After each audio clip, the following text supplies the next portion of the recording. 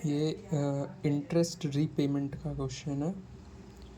Principal है 12,000, rate है 10%।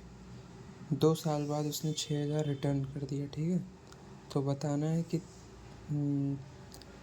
तीसरे साल के अंत में कितना पैसा बचा रहेगा रिटर्न करने को। तो इसके 2 तरीके होते हैं।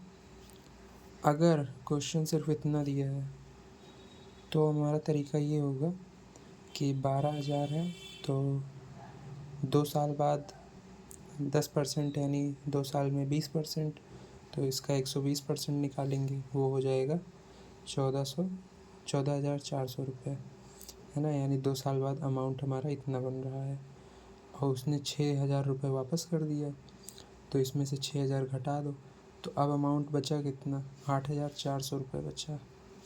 अब इस 8,400 रुपये पे यानी जो ये बचा रह गया है इस पे लगेगा 10%, ठीक है। तो इस पे लगा इंटरेस्ट 10% यानी 840 रुपये लगा तीसरे साल में।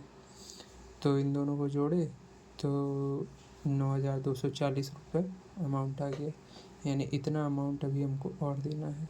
तो ये हो जाएगा आंसर। लेकिन अगर लिखा हुआ है कि रिटर्न 6,000 आफ्टर 2 ईयर्स, है ना,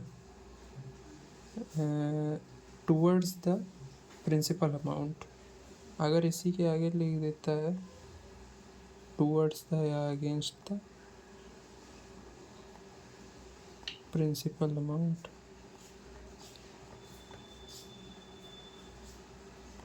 तो हम ये वाला तरीका लगाएंगे। इसमें क्या है कि पूरा 3 साल का देख लो, 12,000 का 3 साल बाद अमाउंट कितना हो जाएगा, 130%, ठीक है।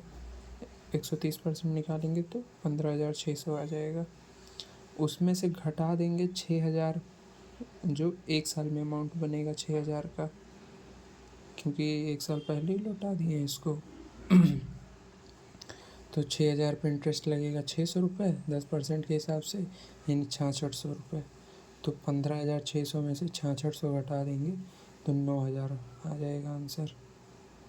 अगर ये लाइन नहीं दे रखी है, ठीक है, तो हमारा ये तरीका है।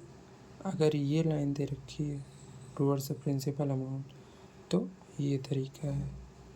इसमें एक्चुअली कंपाउंड यूज़ हो रहा है, ये मेंशन नहीं किया रहेगा, सवाल ऐसा ही है ये, लेकिन ऐसा